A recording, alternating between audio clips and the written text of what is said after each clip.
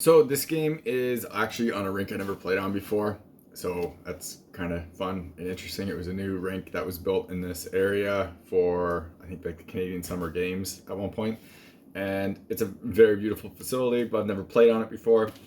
The other problem about this game, or a different difficulty thing about this game, is because I play on so many teams, I schedule all my stuff out in advance and put them in like my calendar and stuff like that, so I know like when stuff is conflicting.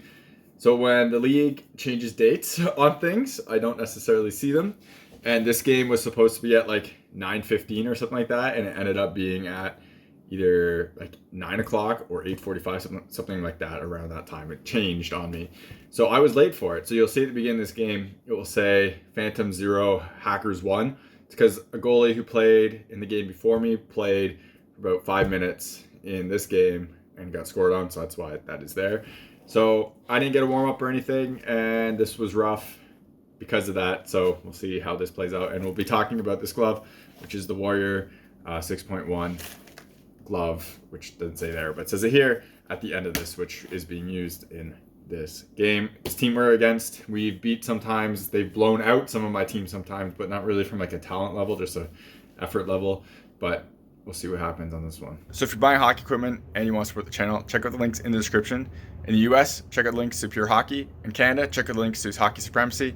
If you click those links and make a purchase, I get a kickback from the sale. So anything that comes back from that comes right back into the channel, so I can make more content and doing like real reviews and stuff. I got buy gear to do a lot of the tests for it, so that costs money and it would be greatly appreciated. Otherwise, if you want to support the channel without buying anything, check out links in the description to Patreon, buy me a coffee. Everything through there comes again back into the channel, so I can make more content and doing real reviews. Y'all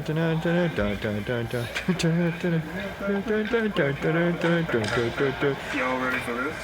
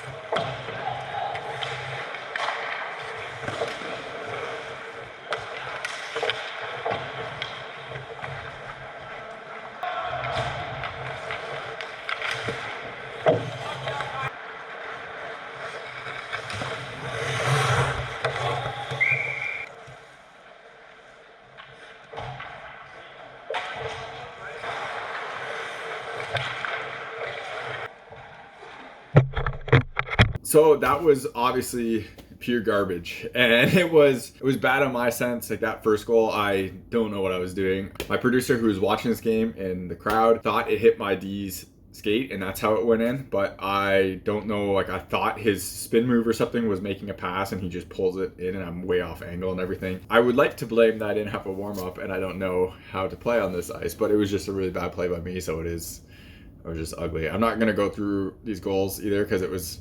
Like my team was bad this game, but I was also bad this game, so we'll just kind of ignore that and move on to other things. This rink is awful. So this ice was like one of the worst ice I've skated on this year. There's one other time where the ice was worse than this, and that's when there's ruts in the crease that I was in, and I'll try to point that out when it happens. It's a different rink. It's in that really nice, like big stadium rink that I play in. And it was because the people before me just ate up the ice because it was too hot. This ice was awful, as you can see me falling all over the place and stuff like that, so that really sucked. Also, the other problem with this ice is there's no room behind the net, so when I took out my teammate, there's nowhere to go behind the net. So for some reason, the red line is like super back, and there's nothing back there. And if you look at the blue lines, the blue line above the top of the circle is longer, and the neutral zone is way shorter. So this is really weird because this was built for a university team, and yet the ice feels tiny. Like it was supposed to be NHL. People said it was like NHL size. It's not. That stadium rink is NHL size, and it's way bigger than what this is. This one feels like there's no room to move at all, and it's really annoying and awkward. So that kind of sucks, and the ice kind of sucks. So that kind of also sucks. As for some gear things before we jump onto this, Konekt skates here and unbuckling like crazy, as you can see. The other thing about Konekt is I have had a buckle pop out on it where the wire thing is, and Bauer is replacing it, so it should be shipped out when I'm filming this tomorrow. So it was like less than a week turnaround time to get it to me, which I mean, actually no, it's gonna be more than a week, which isn't great, but it's good that they're replacing them really easily, and once you get a hold of someone, you can, like, they'll do it pretty quick, so that's a nice thing. We'll talk about that in the full review though. Tons of problems with them unpopping in this one. I started taping that one skate and it's been fine when I tape it, but shouldn't really have to do that. But it's only these pads too, so it's the perfect mess of things to make them not work right. Now for this glove. As you can see, I cannot catch with this glove at all. The only way I catch with anything is if it hits right in here, and that is absolutely it, and it's kind of disappointing. I wanted to do a review of this stuff so far. You saw the blocker, you saw the pad review, but I hurt my wrist and I have to wear a brace, so I can only really wear like 2 gloves I own with that brace without it absolutely killing my wrist. So I haven't been able to wear this more, and I haven't been able to do a 100 puck challenge with these gloves because of that wrist injury for the time being. It's just like I get tendonitis in my wrist when I overuse it, and I shot a ton of shots to review player sticks, and it kind of just compounds with how much hockey I'm playing, so I have to take it a little bit easy. So I can't really wear this glove for that challenge and stuff, so I want to be able to do that before I do the full review of it. But as you can see here, I just can't catch with this glove, and it's the break angle for me, and it's just kind of how, like, where the pocket and everything sits. I'm trying to get this on camera. It just doesn't really work right for me. I've tried different hand positions up here.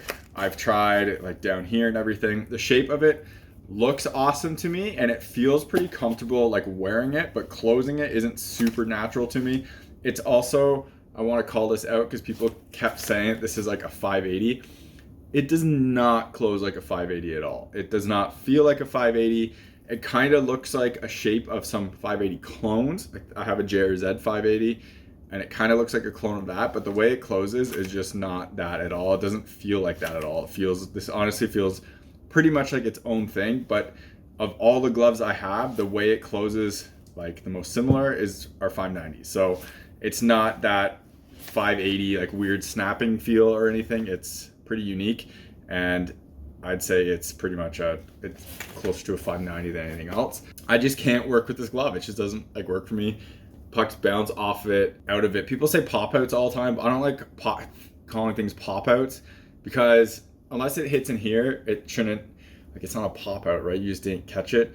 So I'm not having issues when pucks hit here. It's when it hits anywhere else, and it's basically the break, and it's also, I feel like some of the, like, just the materials and how they make things, just because this is like less scooped and stuff like that, and it's a little bit more bouncy off the fingers and everything than some other gloves. But it's all a break angle issue for me on this. I catch better with the 6 than I do this, which is a 6.1. So it's not really a fault of the glove per se, and I'm really happy that this glove exists, so they have different break angle options, but it's just doesn't really work for me that well. So it is what it is. Just me holding this right now is actually really bothering my wrist, so I gotta take that off and stop it. I'll be doing like a full review of this line and the 2 gloves and comparing them and stuff like that.